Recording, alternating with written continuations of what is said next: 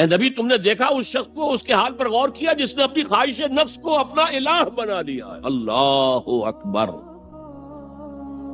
الہ، لا الہ الا اللہ، کلمہ توحید کا مرکزی لفظ یہاں آ رہا ہے، من اتخذ الہہ ہواہ، جس نے اپنی خواہش نفس کو اپنا معبود بنا لیا، الہ بنا لیا۔ افانت تکون علیہ وکیلا، کیا آپ ایسے شخص کی کوئی ذمہ داری لے سکتے ہیں؟ سود حرام ہوا کرے جی، حرام ورام، ہمارا دھندا جو ہے وہ آگے بڑھ نہیں سکتا، تو اللہ کے حکم کو پیچھے ڈالا، نفس کے تقاضے کو آگے رکھا۔ کون معبود ہے آپ کا؟ نام عبداللہ رکھیے، نام عبد الرحمن رکھیے، ہے عبد النفس، نفس کے بندے، نفس کے غلام۔ یہ میں نے یوں سمجھیے کہ جیسے میں نے ہجرت اور جہاد کی ڈیفینیشنز کی تھی۔ ہجرت کا بیس کیا ہے؟ پوچھا گیا ایو الہجرت افضل یا رسول اللہ، اے اللہ کے رسول بتائیے سب سے اعلیٰ ہجرت کون سی ہے، افضل؟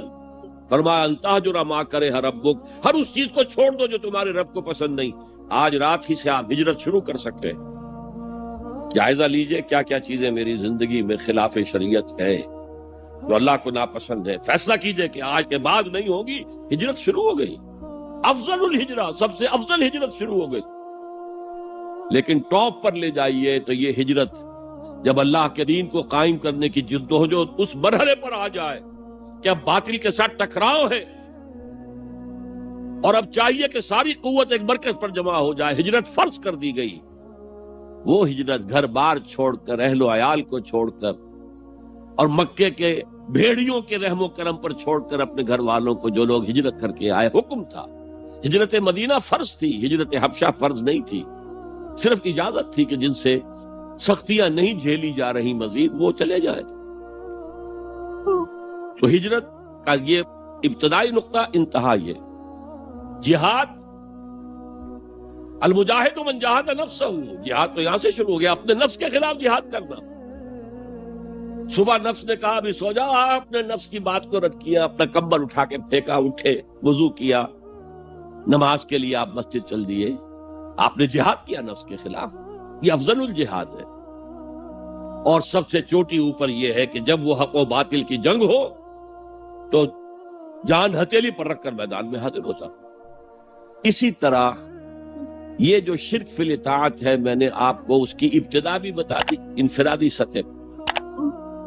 افرأیت من اتخذ الہہ ہواہ افانت تکون علیہ وکیلا، کیا تم نے غور کیا اس شخص کی حالت پر جس نے اپنی خواہش نفس کو اپنا معبود بنا لیا، الہ بنا لیا، کہہ رہا ہے لا الہ الا اللہ، لا الہ الا اللہ، لیکن الہ تو اس کا نفس ہے۔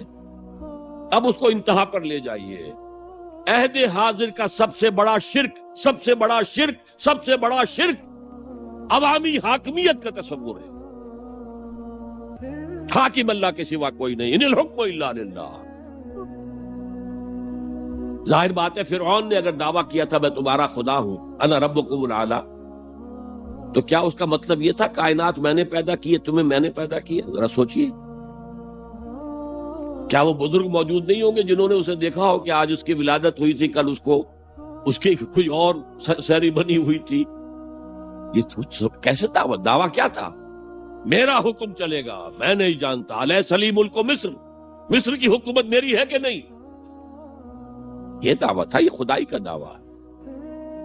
کسی زمانے میں وہ فرد ہوتے تھے، نمرود ہوتے تھے، نماردہ، فراعنہ۔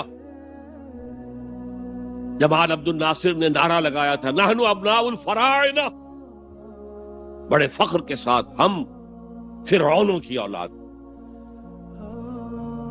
اور صدام نے لگایا تھا نعرہ نحن ابناء النماردہ، ہم نمرودوں کی اولاد۔ عراق کے بادشاہوں کا لقب نمرود تھا، اور مصر کے بادشاہ فراعنہ تھے، فرعون تھے۔ زمانے کا جب ارتقاء ہوا ہے اور اس میں فیصلہ کن کام جو ہے وہ حضور نے صلی اللہ علیہ وسلم، جب حضور کی حیات طیبہ کے بعد خلافت انفرادی سے اجتماعی ہو گئی، جب تک نبوت جاری تھی نبی ہی خلیفہ ہوتا تھا اللہ کا. اس کی ہاٹ لائن اللہ کے ساتھ وحی کی لگی ہوئی ہے. ادھر سے حکم آتا ہے وہ امپلیمنٹ کرتا ہے, جہاں اس کا حکم نہیں ہے وہ اپنا بیسٹ ججمنٹ استعمال کر کے فیصلہ کرتا ہے. یہی ہے وائس جرنسی, یہی ہے خلافت. ایسنس آف خلافت یہی ہے. جیسے وائس رائے دلی میں ہوتا تھا, ہمارا بادشاہ یا ملکہ تو انگلستان میں ہوتے تھے. اب جو ہز میجسٹیز گورنمنٹ یا ہر میجسٹیز گورنمنٹ سے حکم آیا, وائس رائے اس میں کوئی تغیر و تبدل نہیں کر سکتا. He has to implement it as such. جہاں کوئی حکم نہیں ہے تو وہ مقام پر بیٹھا ہے, آن دی اسپاٹ ہے, حالات کو دیکھے اور جو مملکت اور کنگڈم کی مصلحت میں سب سے بہتر نظر آئے وہ فیصلہ کر لے. لیکن حضور پر نبوت ختم تو خلافت کلیکٹیو ہو گئی, خلافت المسلمین. اگرچہ شروع میں امیر المومنین کہا جاتا تھا, کچھ عرصے کے بعد خلیفت المسلمین یہ اصطلاح جو ہے وہ عام. اسی طرح انفرادی ملوکیت کی بجائے اجتماعی ملوکیت کا تصور جو ہے شیطان نے پٹی پڑھائی. ابلیس کی مجلس شورا جو اقبال کی بڑی ہی یوں سمجھیے کہ اہم ترین نظموں میں سے, امت مسلمہ کے نام پیغام پر مشتمل وہ نظم جو ہے, اور وہ ان کے آخری ایام کی ہے اور وہ ان کی زندگی میں چھپی بھی نہیں تھی.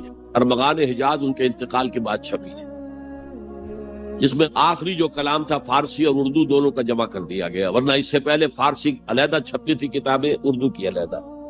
لیکن اب اتنا کم تھا کہ ان کے لیے علیحدہ کتابیں شائع کرنا مناسب نہیں سمجھا گیا. ابلیس نے مجلس شورا بلائی. ایک مجلس شورا کے جو رکن نے کہا کہ دیکھو جمہوریت کا دور آ گیا ہے, اب ہماری ابلیسیت کو تو بڑا خطرہ ہے, ابلیسی نظام تو ختم ہو جائے گا. جمہوریت توڑ دی بندوں نے آقاؤں کے خیموں کی تناب. یہ تو عوام نے جو ہے اپنے آقا بیرنز اور لارڈز اور بادشاہوں کے خیموں کی تنابیں توڑ دی, گرا دیے خیمے. یہ تو انقلاب آ رہا ہے. میرے آقا وہ جہاں زیر و زبر ہونے کو ہے, جس جہاں کا ہے فقط تیری سیاست پر مدار. ابلیس کیا کہتا ہے بڑے ٹھنڈے انداز میں, ہم نے خود شاہی کو پہنایا ہے جمہوری لباس, جب ذرا آدم ہوا ہے خود شناس و خود نگر. آج آدمی میں ایک سیلف امپورٹنس پیدا ہو چکی ہے. یہ بادشاہ کون ہوتے ہیں جو ہمارے سروں پر مسلط ہے, محلوں میں رہتے ہیں, عیش کرتے ہیں, جو خون پسینہ جو ہے وہ کسان کر رہا ہے. ابھی انڈسٹریل ریولوشن تو نہیں ہوا تھا, وہ ساری بات جو تھی وہ زرعی معیشت تھی. خون پسینہ وہ کرتا ہے, فصل میں سے لائنز شیئر آ کر بیرن اور لارڈ وہ لے گیا, اور اس میں سے ایک حصہ اس نے بادشاہ کو پہنچایا, ایک اپنے پاس رکھا. ظالمانہ نظام ہے. تو ہم نے دیکھا کہ انسانوں میں کچھ شعور پیدا ہو گیا, خود شعوری. تو ہم نے ملوکیت کو ڈھال دیا نئے سانچے میں. ہم نے خود شاہی کو پہنایا ہے جمہوری لباس. وہ گندگی جو فرعون کے سر پر ٹنوں کے حساب سے رکھی ہوئی تھی, ہم نے کہا تولا تولا سب میں تقسیم کر دو, ایک ایک ووٹ سب کے ہاتھ میں دے دو اور کہہ دو تم حاکم ہو. ہم نے خود شاہی کو پہنایا ہے جمہوری لباس, جب ذرا آدم ہوا ہے خود شناس و خود نگر. تو نے کیا دیکھا نہیں مغرب کا جمہوری نظام, چہرہ روشن اندروں چنگیز سے تاریک تر. It is the dictatorship of the capitalist, جسے جمہوریت کا نام دیا جا رہا ہے. کھیل ہے, تماشا ہے. تو آج کی دنیا کا سب سے بڑا شرک اسے کوئی جانتا ہی نہیں. وہ شرک فی العقیدہ ان کو معلوم ہے, اور اس کے اوپر فتوے بھی وہ لگا دیں گے. کوئی قبر کے سامنے کھڑے ہو کر کوئی دعا کر رہا ہے, کسی کو رکوع کر لیا, کسی نے سجدہ کر لیا, تو خیر ٹھیک ہے, وہ تو ایک شرک جلی ہو رہا ہے, وہ تو معلوم ہے, اس کی نفی ہو رہی ہے. لیکن یہ وہ تھے شرک جو پہلے تھے. آج کا شرک بالکل اور ہے. آج کا شرک دو میں گنوا دیتا ہوں آپ کو. ایک ہے عوامی حاکمیت کا تصور, ایک ہے مادہ پرستی کا تصور. مادے پر سارا توکل اور اعتماد ہے, اللہ پر کہاں توکل رہا, کہاں اعتماد رہا. میٹیریلزم یہ ایک مذہب ہے, یہ ایک فلسفہ ہے. بہرحال اطاعت کے ضمن میں شرک فی الاطاعت کیا ہے؟ انفرادی سطح پر نفس پرستی، نفس کو اپنا معبود بنا لینا. اجتماعی سطح پر عوام کی حاکمیت، بدترین شرک. اب آئیے محبت، شرک فی المحبت کیا ہے؟ اگر کسی بھی شے اور کسی بھی انسان کی محبت اللہ کی محبت سے بڑھ جانا تو دور کی بات ہے، برابر بھی آ کر ہم نشین ہو گئی، بیٹھ گئی، تو یہ شرک ہے.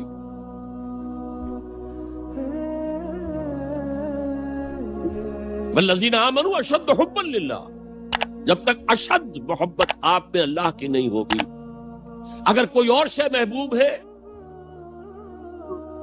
تو من الناس من یتخذ من دون اللہ اندادا یحبونہم کحب اللہ، لوگوں میں سے ایسے بھی ہیں جنہوں نے اللہ کو چھوڑ کر کسی اور چیزوں کو مد مقابل بنا لیا ہے، ان سے وہ محبت کرتے ہیں جو اللہ سے کرنی چاہیے تھی.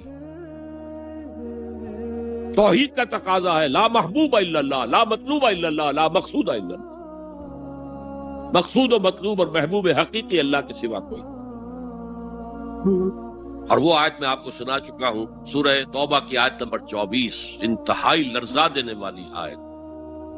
قل ان کان آباؤکم وابناؤکم واخوانکم وازواجکم وعشیرتکم واموال اقترفتموها وتجارت تخشون کسادها ومساکن ترضونها احب الیکم من اللہ ورسولہ وجہاد فی سبیلہ فتربصوا حتی یاتی اللہ بامرہ واللہ لا یہدی القوم الفاسقین.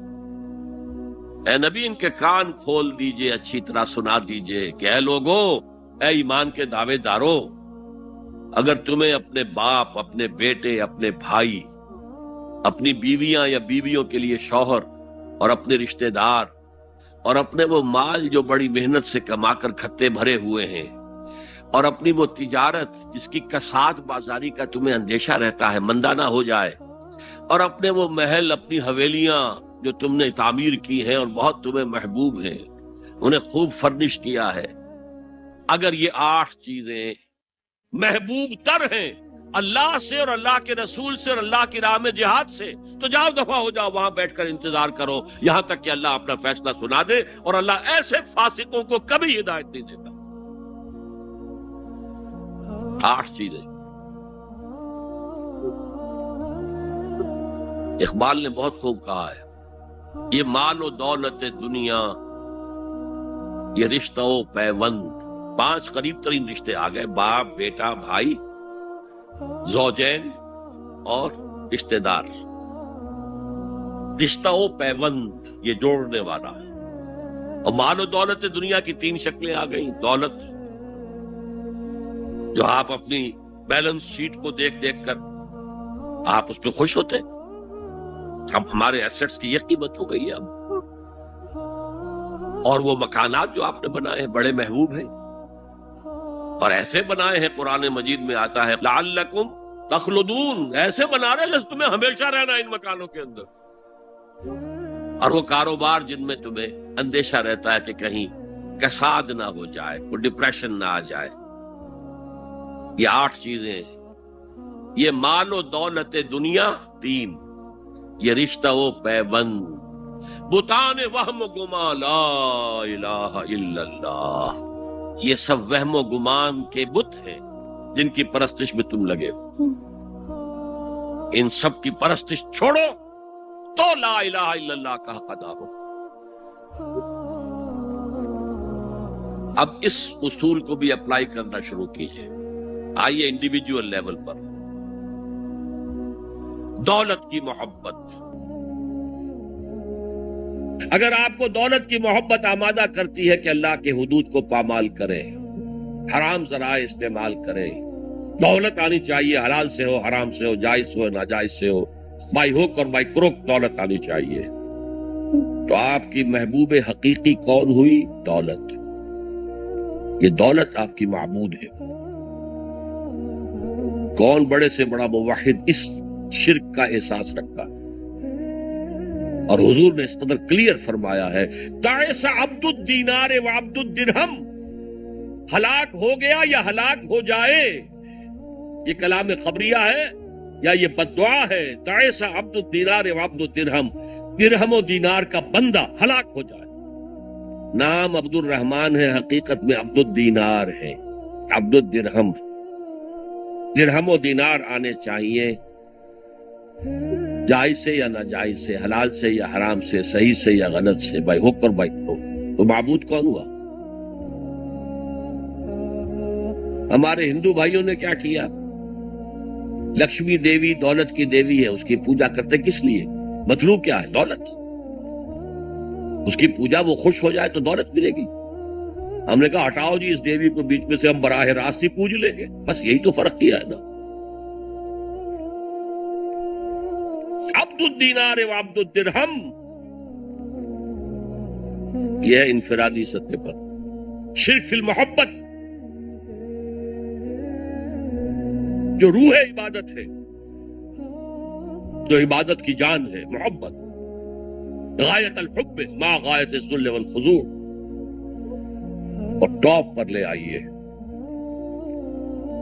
آج کی دنیا اجتماعیت کے میدان میں اگرچہ اب زمانہ بدل رہا ہے، لیکن تقریباً 1 صدی سے نیشن سٹیٹس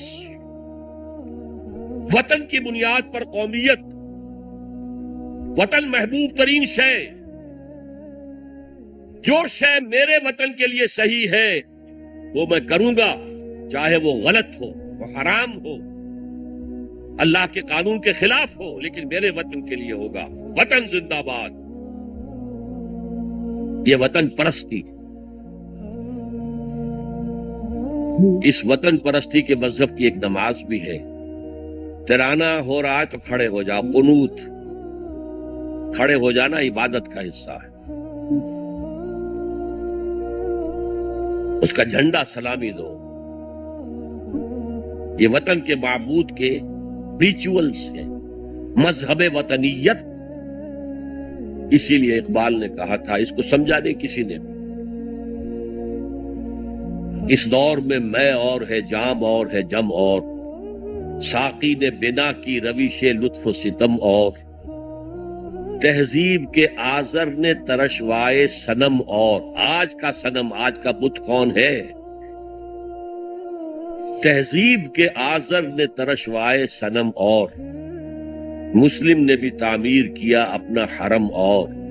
ان تازہ خداؤں میں بڑا سب سے وطن ہے، جو پیرہن اس کا ہے وہ مذہب کا کفن۔ خدا پرستی، یہ وطن کی لکیر سے تم اور ہو گئے، میں اور ہو گیا۔ لکیر، انسانیت منقسم۔ جو تمہارے وطن کے لیے ٹھیک ہے وہ تم کرو گے، چاہے وہ اخلاقاً غلط، اور جو میرے وطن کے لیے ٹھیک ہے وہ میں کروں گا، چاہے اخلاقاً غلط۔ یہ کون سا دین ہے؟ یہاں تو وطن تمہارا معبود بن۔ پاکستان میں بڑا شور اٹھا تھا جب میں نے کہا تھا کہ جھنڈے کو سلامی دینا شرک ہے، اور ترانے کے وقت کھڑا ہو جانا شرک ہے۔ اور میں کبھی بھی تقریبات میں جاتا ہوں، اقبال ڈے ہو رہا ہے، کچھ اور ہو رہا ہے، میں ان تقریبات کا مقرر نہیں ہوں، لیکن جب بہت زور دیتے ہیں چلا جاتا ہوں، لیکن وہاں ترانہ پڑا جاتا ہے میں بیٹھا رہتا ہوں، میں کھڑا نہیں ہوتا، اور اس پر چیمے گوئیاں ہوتی ہیں اخبارات کے اندر۔ لیکن میرے نزدیک یہ وطن کی نماز پڑھ رہے ہو، تمہارا یہ قنوت اور وطن کا ترانہ، اس میں حمد ہو رہی ہے وطن کی، یہ کیا ہے؟ آج کے دور کا بدترین شرک، شرک فی المحبت۔ آگے چلیے، شرک فی الدعا، کسی کو مت پکارو کسی مدد کے لیے سوائے اللہ۔ وَأَنَّ الْمَسَاجِدَ لِلَّهِ فَلَا تَدْعُوا مَعَ اللَّهِ أَحَدًا، اللہ کے ساتھ، یعنی ایک تو یہ کہ اللہ کو چھوڑ کر کسی کو پکارنا، ایک ہے اللہ کے ساتھ پکارنا، اللہ کو بھی پکارنا، اوروں کو بھی پکارنا۔ بدترین شرک ہے دعا اللہ کے لیے، ندا اللہ کے لیے۔ اس کا بھی ذرا میں تجزیہ کر دوں گا۔ دیکھیے، ایک ہے عام مادی قوانین دنیا کے جو ہے اس کے تحت کسی سے مدد چاہنا. بھائی ذرا مجھے پانی پلا دینا، یہ بھی آپ نے مدد چاہی ہے نا. حضور کے بارے میں تو آیا ہے کہ آپ اتنے خوددار تھے صلی اللہ علیہ وسلم کہ اگر سواری پر ہوتے تھے اور آپ کا کوڑا نیچے گر جاتا تھا تو کسی سے یہ نہیں کہتے تھے کہ یہ کوڑا مجھے اٹھا کے دے دو، بلکہ خود سواری سے اتر کر کوڑا اٹھاتے تھے.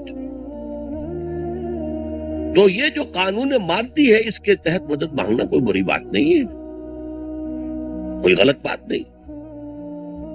ماورائی اعتبار سے، غیبی اعتبار سے کسی سے مدد مانگنا کسے باشد کوئی ہو، شرک فی الدعا. ان المساجد للہ فلا تدعوا مع اللہ احدا. ایک ہے استعارتن اقبال کہتا ہے ہمالا ہے فصیل کشور ہندوستان. تو یہ خطاب بالکل ایک استعارہ سا ہے. اسی معنی میں مولانا حالی نے اپنی مسدس کے اختتام پر جو مناجات لکھی ہے، خاصہ خاصان رسول وقت دعا ہے، امت میں تیری آ کے عجب وقت پڑا ہے.